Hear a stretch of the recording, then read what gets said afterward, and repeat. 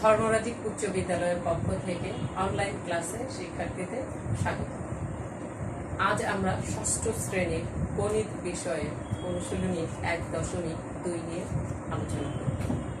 1.2 থেকে আমরা সৃজনশীল সমস্যা নিয়ে আলোচনা করব। আসো চলো দেখো, বোর্ডে লেখা আছে, গণিত শিক্ষক ছাত্র ছাত্রীদের উদ্দেশ্যে বললেন 40 থেকে বড়, কত থেকে বড়? 40 থেকে বড়, কিন্তু 90 থেকে ছোট সংখ্যাগুলোর মধ্যে কিছু মৌলিক ও কৃত্রিম সংখ্যা রয়েছে। আমরা অনুশীলনী 1.1-এ মৌলিক সংখ্যা নিয়ে আলোচনা করেছিলাম, কিভাবে মৌলিক সংখ্যা লিখতে হয়, কিভাবে মৌলিক সংখ্যা চেনা যায়, সেই বিষয়গুলো নিয়ে আলোচনা করেছিলাম।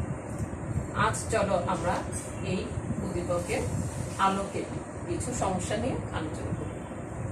ক নম্বরে দেয়া আছে 8 দ্বারা বিভাজ্য সংখ্যাগুলো লেখো। 8 দ্বারা বিভাজ্য সংখ্যাগুলো লেখো। এখন দেখো যে কি বলতেছে, শর্তটা 40 থেকে বড় কিন্তু 90 থেকে ছোট সংখ্যাগুলোর মধ্যে কিছু মৌলিক ও কৃত্রিম সংখ্যা রয়েছে, তাদের মধ্য থেকে 8 দ্বারা বিভাজ্য সংখ্যাগুলো লেখো। এখন দেখো যে আমরা কি লিখবো।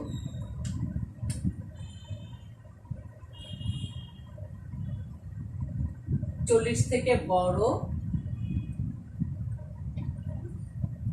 40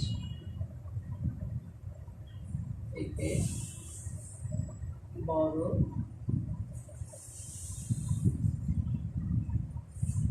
কিন্তু 90 থেকে ছোট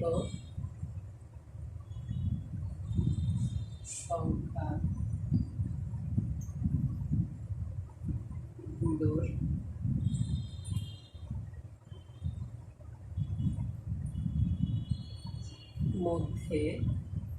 8 দ্বারা বিভাজ্য সংখ্যাগুলো হলো। দেখো আমরা কি লিখতে পারি, 40 থেকে বড় কিন্তু 90 থেকে ছোট সংখ্যাগুলোর মধ্যে 8 দ্বারা বিভাজ্য সংখ্যাগুলো হলো। এখন 40 থেকে বড় হতে হবে, 90 থেকে ছোট। আমরা 8-এর নামটা গুনলে দেখতে পাই যে 40-এর উপরে 8 একে 8, 8 দুগুণে 16, 3 8 24, 4 8 32, 5 8 40, 5 8 40। তাহলে 5 8 40 হলে হবে না, 40-এর থেকে বড় হতে হবে। তাহলে 5 8 40, 6 8 48, 6 8 কত? 48, 7 8 56, 7 8 56, 8 8 64, 8 8 64, 8 9 72, 8 10 80, তারপরও 90 পর্যন্ত যায়নি। তাহলে 8 11 88। তাহলে দেখো যে 40 থেকে বড় কিন্তু 90 থেকে ছোট সংখ্যাগুলোর মধ্যে 8 দ্বারা বিভাজ্য সংখ্যাগুলো হলো। 8-এর নামটা গুনলেও আমরা পেয়ে যাই, 5 8 40, মানে 40 হয়, কিন্তু আমাদের শর্ত হচ্ছে 40 থেকে বড় হতে হবে। তাহলে শর্ত যদি হয় 40 থেকে বড় হতে হবে, তাহলে 5 8 40 হবে না, 6 8 48, 8 কে 6 7 8 9 10 11 দিয়ে গুণ দেওয়ার ফলে 40 থেকে 90 পর্যন্ত যে সংখ্যাগুলো আছে 8 দ্বারা বিভাজ্য। 8 দ্বারা বিভাজ্য বলতে বোঝাচ্ছে যে 8 দিয়ে ভাগ করলে কোনো ভাগশেষ থাকবে না। 8 দিয়ে এখানে যে কোনো সংখ্যাকে 8 দ্বারা ভাগ করলে তারা নিঃশেষে বিভাজ্য হবে। আশা করি এখানে যে সংখ্যাগুলো আমরা লিখেছি তোমরা বুঝতে পেরেছো। 1 2 3 4 5 6, এই 6টি সংখ্যাই হচ্ছে 8 দ্বারা বিভাজ্য, যেখানে শর্ত হচ্ছে 40 থেকে বড় কিন্তু 90 থেকে ছোট। আমাদের ক নাম্বারটা শেষ।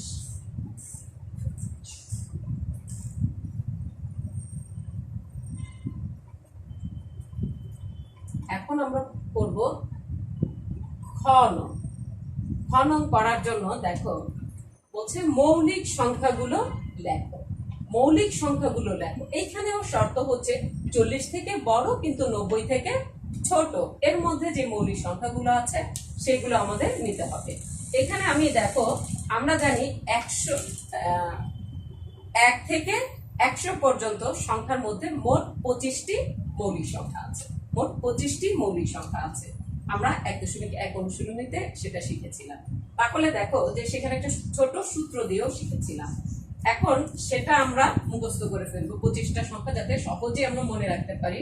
দেখো যে 2, 3, 5, 7, 11, 13, 17, 19, 23, 29, 31, 37, 41, 43, 47, 53, 59, 61, 67, 71, 73, 79, 83, 89, 97।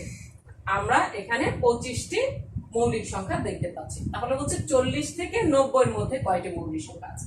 দেখো যে 1 থেকে 10 মধ্যে আছে এই 4টি, 11 থেকে 20 মধ্যে আছে এই 4টি, 20 থেকে 30 মধ্যে আছে 2টি, 30 থেকে 40 মধ্যে আছে 2টি, 40 থেকে 50 মধ্যে 3টি, 50 থেকে 60 মধ্যে 2টি, 60 থেকে 70 মধ্যে 2টি, 70 থেকে 80 মধ্যে 3টি, 80 থেকে 90 মধ্যে 2টি, 90 থেকে 100 মধ্যে 1টি।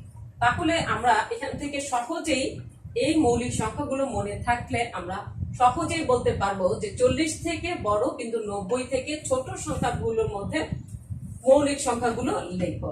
তাহলে দেখো যে 40 থেকে বড় 37 পর্যন্ত, 40-এর চেয়ে ছোট হবে 41 থেকে আমরা 90 পর্যন্ত, দেখো 89 পর্যন্ত, এই সংখ্যাগুলো হচ্ছে এখানে মৌলিক সংখ্যা। তাহলে আমরা লিখতে পারি যে 40 থেকে বড়, 90 থেকে ছোট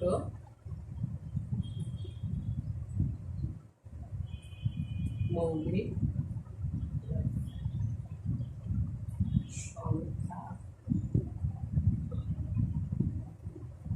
সংখ্যাগুলো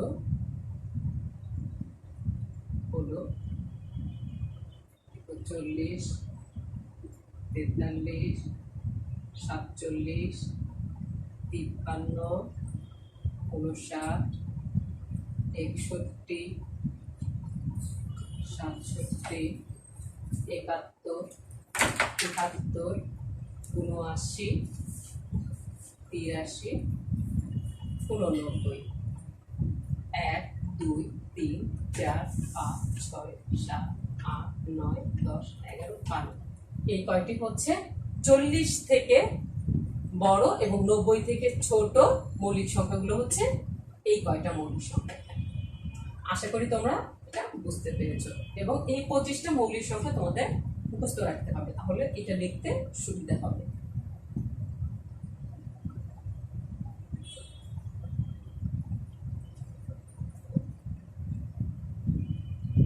দেখো ক নম্বরে বলছে কৃত্রিম সংখ্যাগুলোর মধ্যে যেগুলো 10 দ্বারা বিভাজ্য সেগুলো লেখো। এখানে যে মৌলিক সংখ্যাগুলো দিয়েছে সেই মৌলিক সংখ্যাগুলো ছাড়াও 40 থেকে 90 মধ্যে যে কৃত্রিম সংখ্যাগুলো আছে, তার মানে হচ্ছে যে আমরা যে মৌলিক সংখ্যা বারোটা দেখিয়েছি ক্ষতে, সেই মৌলিক সংখ্যাগুলো বাদ দিলে 40 থেকে 90 মধ্যে যে সংখ্যাগুলো আছে সেগুলো হচ্ছে কৃত্রিম সংখ্যা। এখন 40 থেকে বড় সংখ্যা, 40 থেকে বড়, 90 থেকে ছোট,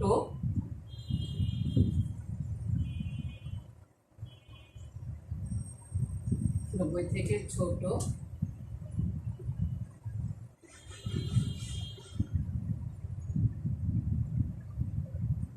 সংখ্যাগুলোর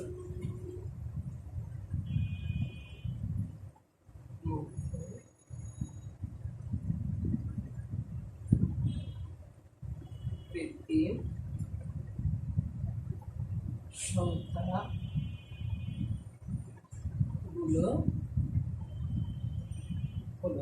কৃত্রিম সংখ্যাগুলো হলো 40 থেকে বড় কিন্তু 90 কিন্তু 90 থেকে ছোট সংখ্যাগুলোর মধ্যে কৃত্রিম মধ্যে হবে।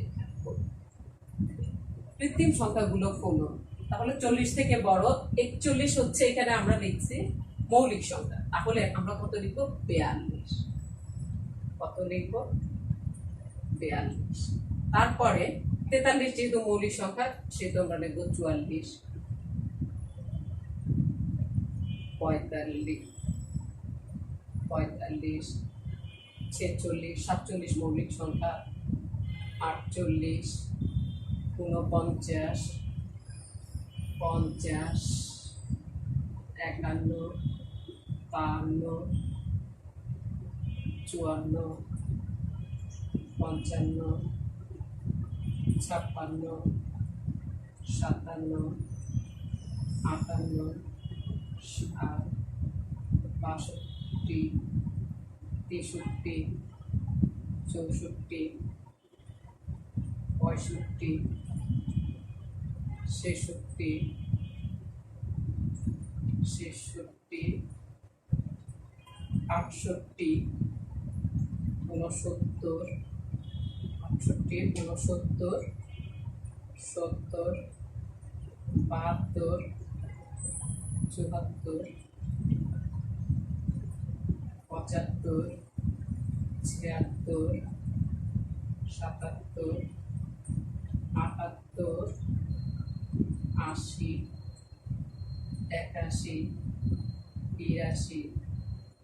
82, 84, 85, 86, 87, 88, 90। দেখো যে এখানে মৌলিক সংখ্যাগুলো বাদ দিয়ে 40 থেকে বড় কিন্তু 90 থেকে ছোট সংখ্যাগুলোর মধ্যে মৌলিক সংখ্যা বাদ দিয়ে হচ্ছে 90 থেকে ছোট, তাহলে 90টা হবে না, 90টা হবে না। 90 থেকে যেহেতু ছোট বলছে, এই সংখ্যাগুলো হচ্ছে আমাদের 40 থেকে বড় কিন্তু 90 থেকে ছোট সংখ্যাগুলোর মধ্যে কৃত্রিম সংখ্যা। আমরা মৌলিক সংখ্যাগুলো বাদ দিয়ে এই পর্যন্ত এসেছি। এখন এই সংখ্যাগুলোর মধ্যে বলতেছে যে কৃত্রিম সংখ্যাগুলোর মধ্যে যেগুলো 10 দ্বারা বিভাজ্য সেগুলো নাই। দেখো কৃত্রিম সংখ্যাগুলোর মধ্যে যেগুলোর একক স্থানীয় অঙ্ক শূন্য, একক স্থানীয় অঙ্ক শূন্য, সেই সংখ্যাগুলো হচ্ছে 10 দ্বারা বিভাজ্য হবে, 10 দ্বারা বিভাজ্য হবে। তারপরে দেখো যে একক স্থানীয় অঙ্ক এখানে দেখতে পাচ্ছি, এটা শূন্য, এখানে একটি আছে শূন্য, এখানে একটি আছে শূন্য এবং এখানে একটি আছে শূন্য। তাহলে একক স্থানীয় অঙ্ক এখানে পেলাম আমরা, মানে একক স্থানীয় অঙ্ক শূন্য পেলাম 1, 2, 3, 4। এই 4টি 40 থেকে বড় কিন্তু 90 থেকে ছোট সংখ্যাগুলোর মধ্যে কৃত্রিম সংখ্যাগুলো যেগুলো 10 দ্বারা বিভাজ্য, সেগুলোর মধ্যে কি হচ্ছে? এই 4টি সংখ্যা 10 দ্বারা বিভাজ্য। এদের একক স্থানীয় অঙ্ক শূন্য, একক স্থানীয় অঙ্ক শূন্য। 50 যেমন 50, 50, 60, 70, 80। এই 4টি সংখ্যা দেখো যে এটাকে 10 দিয়ে ভাগ করলে হবে 5, এটাকে 10 দিয়ে ভাগ করলে হবে 6, এটাকে 10 দিয়ে ভাগ করলে হবে 7, এটাকে 10 দিয়ে ভাগ করলে হবে 8। তার মানে এরা নিঃশেষে বিভাজ্য হচ্ছে, তার মানে কি এরা নিঃশেষে বিভাজ্য হচ্ছে। তাহলে আমরা 40 থেকে বড় কিন্তু 90 থেকে ছোট সংখ্যাগুলোর মধ্যে কৃত্রিম সংখ্যাগুলো লিখলাম। লেখার পরে দেখলাম যে কৃত্রিম সংখ্যাগুলোর মধ্যে এই 4টি সংখ্যা 10 দ্বারা বিভাজ্য, 10 দ্বারা নিঃশেষে বিভাজ্য। অন্যগুলোকে 10 দিয়ে ভাগ করলে, 42 কে ভাগ করলে এখানে দশমিক এসে যাবে, তারপর 44 কে ভাগ করলে দশমিক এসে যাবে, ভগ্নাংশ আকারে আসবে। কিন্তু এখানে হচ্ছে বিভাজ্য, এত দ্বারা নিঃশেষে বিভাজ্য হচ্ছে এই 4টি সংখ্যা। আশা করি তোমরা এই উদ্দীপকটি বুঝতে পেরেছ। এখন আমরা আরো একটি সৃজনশীল সমস্যা নিয়ে আলোচনা করব। দেখো বোর্ডে লেখা আছে 125 এবং 152 দুটি সংখ্যা। এটি একটি উদ্দীপক। ক নম্বর বলছে উপরের প্রদত্ত সংখ্যা দুটি মৌলিক না যৌগিক।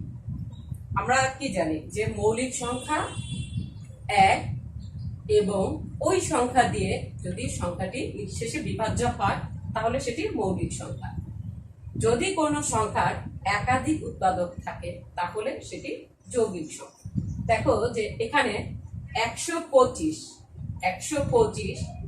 একে 1 গুণ 5 গুণ 5 গুণ 5, তার মানে হচ্ছে আমরা কি বললাম এর উৎপাদক হচ্ছে 1 5 5 5। তাহলে এখান থেকে আমরা দেখতে পাচ্ছি যে 125 কে মৌলিক উৎপাদকে ভাঙালে 1 গুণ 5 গুণ 5 গুণ 5 সমান 125 আসে। সুতরাং আমরা কি লিখতে পারি যে 125 এর 1 ও 125 ছাড়াও একাধিক গুণনীয়ক রয়েছে। কারণ হচ্ছে মৌলিক সংখ্যার সংজ্ঞা হতে আমরা জানি যে ওই এক এবং ওই সংখ্যা ভিন্ন অন্য কোনো গুণনীয়ক থাকতে পারবে না, অন্য কোনো গুণনীয়ক বা উৎপাদক থাকতে পারবে না। এখানে 125 আমরা দেখতেছি 1 এবং 125 ছাড়াও 5 এর গুণনীয়ক। তাহলে কি হচ্ছে যে এই সংখ্যাটি, সুতরাং আমরা লিখতে পারি এই সংখ্যাটি যৌগিক সংখ্যা। আবার দেখো যে 152 কে ভাঙলে 1 গুণ 2 গুণ 2 গুণ 2 গুণ 19, মানে এখানে দেখতে পাচ্ছি যে 1 এবং 152 ছাড়াও এর একাধিক গুণনীয়ক রয়েছে। তাহলে আমরা কি লিখতে পারি 152 এর 1 ও 152 ছাড়াও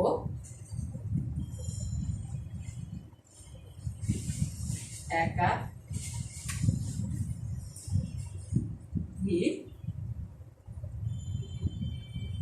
গুণনীয়ক রয়েছে।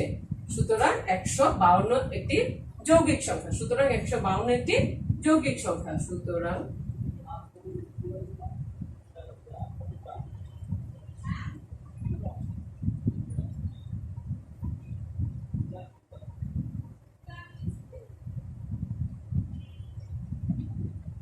যৌগিক সংখ্যা। তাহলে আমরা এখান থেকেই বুঝতে পারলাম যে উপরে প্রদত্ত সংখ্যা দুটি মৌলিক না যৌগিক। আমরা খুব সহজেই বুঝতে পারলাম যে 125 এবং 152 মৌলিক সংখ্যা নয়, এই সংখ্যা দুটি হচ্ছে যৌগিক সংখ্যা। এখন দেখো যে খ নম্বরের কোশ্চেনে তোমাদের বলা হয়েছে যে সংখ্যা দুইটি সহমৌলিক কিনা। সহমৌলিক কি জানি আমরা যে সহমৌলিক হইতেছে যে 2 বা ততোধিক সংখ্যার সাধারণ গুণনীয়ক 1 হতে হবে। 2 বা ততোধিক সংখ্যার সাধারণ গুণনীয়ক 1 হতে হবে।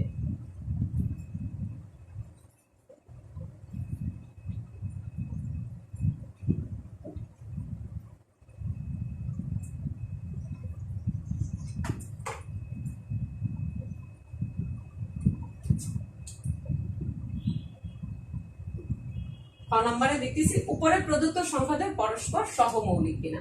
এখন দেখো যে সহমৌলিক হইতে হলে আমাদের কি করতে হবে, প্রথমে এই সংখ্যাটাকে উৎপাদকে ভাগ করতে হবে, উৎপাদকে ভেঙে ভেঙে লিখতে হবে। এখানে উৎপাদকে ভেঙে ভেঙে লেখার পরে আমরা দেখলাম যে 1 গুণ 5 গুণ 5 গুণ 5 আমরা ভাঙলাম। আবার দেয়া আছে পরের সংখ্যাটা 152, তাকে উৎপাদকে ভাঙার পরে দেখো যে মৌলিক উৎপাদকে ভাঙার পর 1 গুণ 2 গুণ 2 গুণ 2 গুণ 19 এভাবে আসছে। তাহলে আমরা কি জানি যে সহমৌলিক কথা হচ্ছে 2 বা ততোধিক সংখ্যার যদি সাধারণ উৎপাদক 1 হয়, সাধারণ উৎপাদক 1 হয় তাহলে সংখ্যা দুটি সহমৌলিক। এখানে দেখো যে এটা যদি উপরে লিখি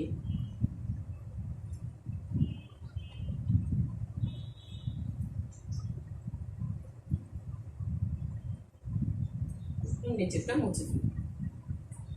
দেখো যে এখানে এই দুইটি সংখ্যার সাধারণ উৎপাদক, তার মানে হচ্ছে এই দুইটি সংখ্যা পরস্পর সহমৌলিক, এটা প্রমাণিত। সুতরাং 125 ও 152 সংখ্যা দ্বয় পরস্পর সহ মৌলিক। আমরা এটা নির্ণয় করতে পারলাম। তাহলে এটা আশা করি তোমরা বুঝতে পেরেছো।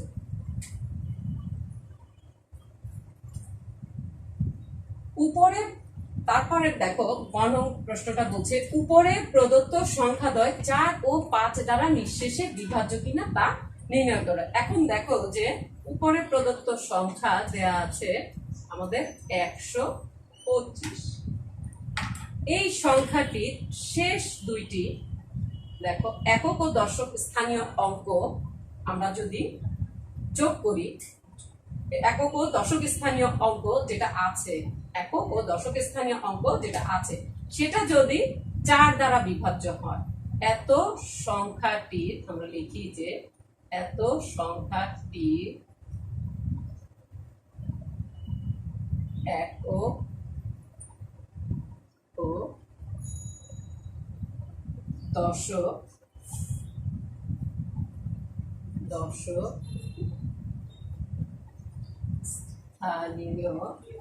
একক ও দশক স্থানীয় অঙ্ক দুটি দ্বারা গঠিত সংখ্যা 25। একক ও দশক স্থানীয় এই সংখ্যাটির একক ও দশক স্থানীয় অঙ্ক দুটি দ্বারা গঠিত সংখ্যা হচ্ছে 25। এটা একক স্থানীয় অঙ্ক, এটি দশক স্থানীয় অঙ্ক। তাহলে একক স্থানীয় ও দশক স্থানীয় অঙ্ক দ্বারা গঠিত সংখ্যা যদি 25 হয়, 25 4 দ্বারা বিভাজ্য নয়, 25 4 দ্বারা নিঃশেষে বিভাজ্য নয়। তাহলে আমরা লিখতে পারি যে 25 গঠিত সংখ্যা এত যা 4 দ্বারা নিঃশেষে বিভাজ্য নয়।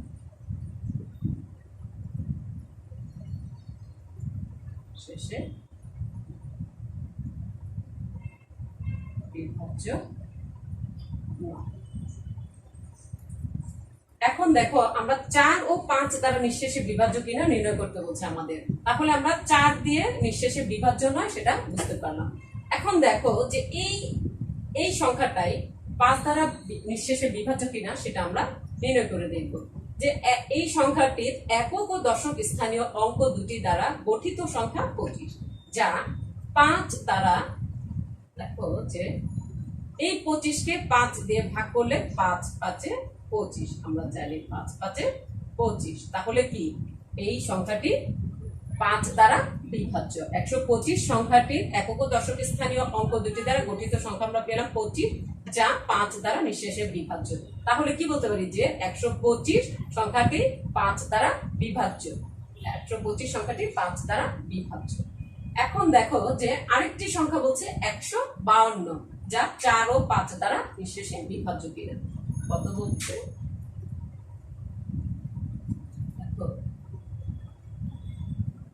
152।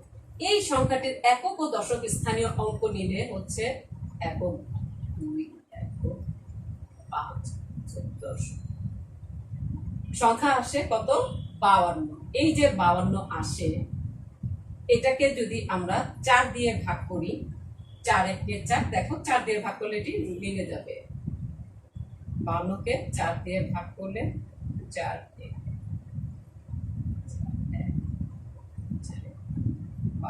তার মানে কি? এর মানে হচ্ছে যে 152 সংখ্যাটির একক ও দশক স্থানীয় অঙ্ক দুটি দ্বারা গঠিত সংখ্যা এই 52 কে যদি আমরা 4 দিয়ে ভাগ করি, এটা নিঃশেষে বিভাজ্য হচ্ছে। তাহলে এই 152 সংখ্যাটিও 4 দ্বারা নিঃশেষে বিভাজ্য হবে। এখন দেখো যদি আমরা এটাকে 5 দ্বারা নিঃশেষে বিভাজ্য করি,